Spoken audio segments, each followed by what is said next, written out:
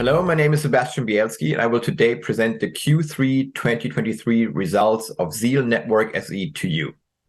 In the third quarter of this year, we successfully maintained the strong growth momentum of the first 6 months and once again improved our profitability. Although the jackpot situation was largely similar to that of the previous year, we were able to raise billings from lotteries by 16%.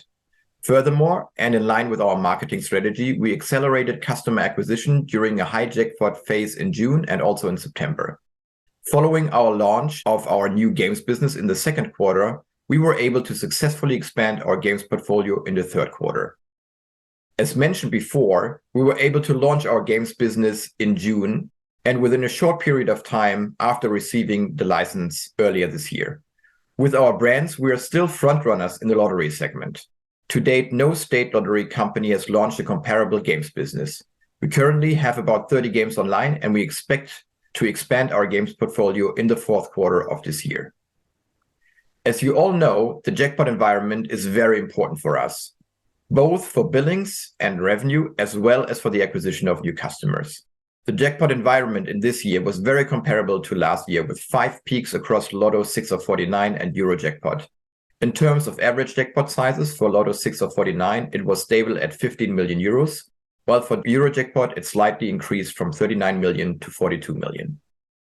Even though the jackpot environment was very comparable to last year, we were able to grow our top line very strongly.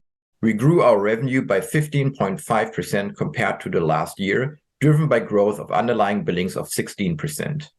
The third quarter 2023 also saw the first meaningful revenue contribution from our newly launched games business of about 1.2 million euros.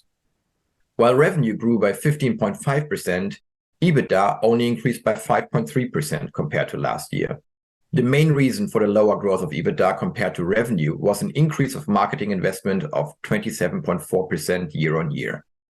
This big increase in investment into marketing was a very deliberate management decision and consisted of, firstly, a large push of new customer acquisition in Q2 during 2 consecutive Eurojackpot peaks, and secondly, the launch of our biggest branding campaign for Lotto 24 to date in the third quarter. Overall, about half of the circa 6.6 million euro increase in marketing investment came from our investment into the brand campaign in the third quarter. We can already see the first positive impacts of our brand campaign in that our aided brand awareness has increased to 47% compared to 40% before the launch of the campaign. We believe that this increased brand awareness will enable us to gain additional new customers in future high jackpot phases. All other expenses except for marketing increased less than revenue, with personnel costs growing 9%, direct operating expenses growing 11%, and indirect operating expenses growing 8%. Since Q3 2023 was the first quarter with a meaningful revenue contribution from our new games business, we have decided to include a few new KPIs which we believe will help investors to better understand and track the progress of our games business. The most important new KPI is pay-ins, which is defined as money which our customers deposit into their wallets for playing the lottery or playing games.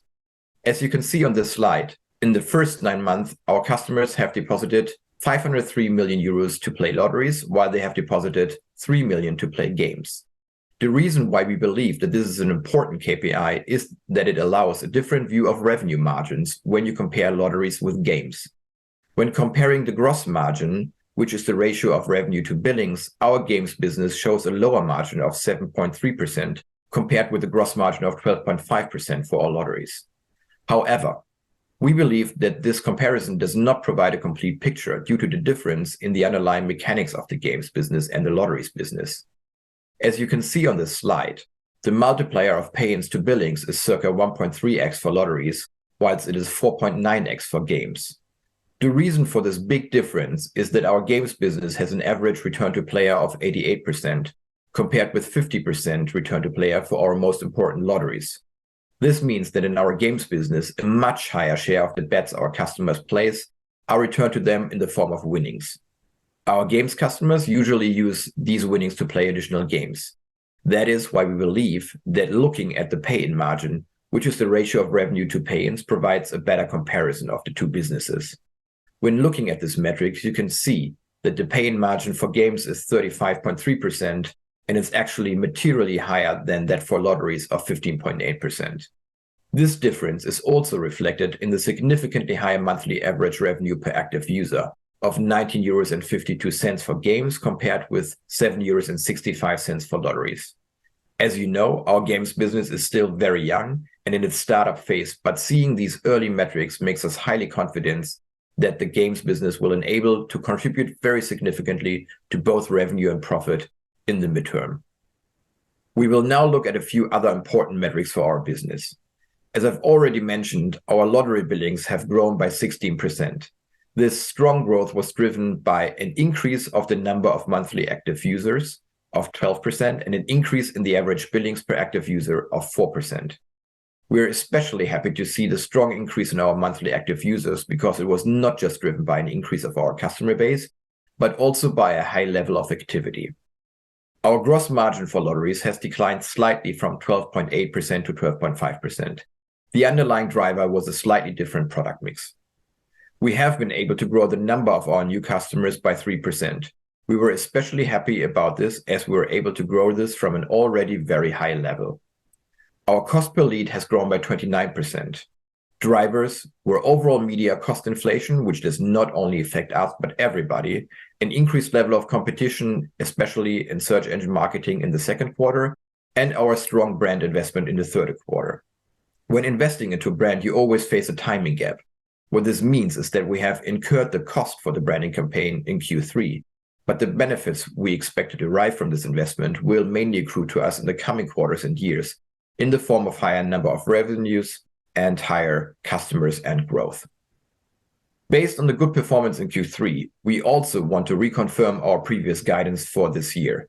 We expect billings in the range of 800 to 830 million euros, revenue in the range of 110 to 120 million euros, and EBITDA between 30 million and 35 million euros. Let me summarize what I think the key takeaways are for the third quarter results of this year. ZEAL continues to grow very strongly and with double digits. Our games business was launched very successfully in June. Customer acquisition has accelerated, especially during high jackpots, and we're expanding our investments into building our brands. Thank you very much.